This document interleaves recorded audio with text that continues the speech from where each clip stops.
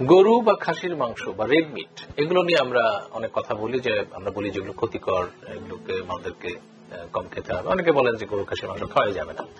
আসলে এই বিষয়টির সাথে আমি একমত নই, কারণ গরু বা খাসির মাংস is a rich source of iron, vitamin বি12 এন্ড আদার্স।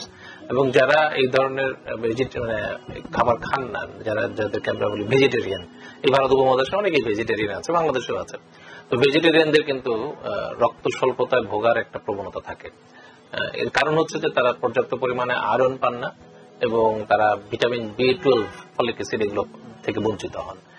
তো এই জন্য যারা ভেজিটেরিয়ান আছেন অনেকে কিন্তু উচ্চ দুধের খাবারগুলো, দুগ্ধজাত খাবারগুলো কিন্তু বেশি বেশি খান।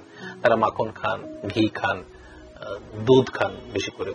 তো ওই যে জিনিসটা যে আয়রন এবং ভিটামিন বি12 যেটা আমরা, ফলিক অ্যাসিড যেটা আমরা মাংস থেকে পেতে পারতাম, সেটা ওনারা এই অতিরিক্ত যে দুধ এবং দুগ্ধ সমৃদ্ধ খাবারকে, সয়া প্রোটিন খেয়ে তারা কিন্তু ওটাকে কভার করার চেষ্টা করেন। তবে অনেকেই কিন্তু আমরা দেখেছি যারা রক্ত স্বল্পতা ভোগেন, আয়রন ডিফিসিয়েন্সিতেও ভোগেন বা মেগালোব্লাস্টিক অ্যানিমিয়াতেও ভুগে থাকেন।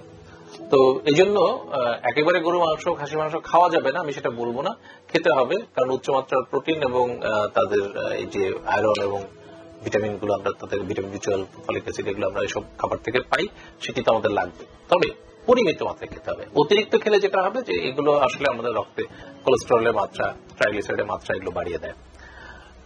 পরিমিত মাত্রায় বলতে হচ্ছে যে একজন সুস্থ স্বাভাবিক মানুষ 50 থেকে 70 গ্রাম প্রতিদিন মাংস খেতে পারেন, বা সুস্থ থাকলে এবং অ্যাক্টিভ থাকলে তিনি আর একটু বেশিও খেতে পারবেন, 100 থেকে 120 গ্রাম মাংস পর্যন্ত খেতে পারবেন।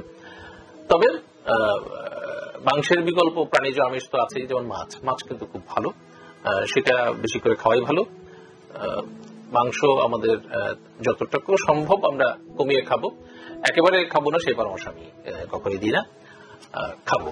আর দুধ, মাছ, বিশেষ করে সামুদ্রিক মাছ, ডিম এগুলো আমাদেরকে খেতে হবে, কারণ এখান থেকে আমরা আমাদের প্রয়োজনীয় পুষ্টি পেয়ে থাকি।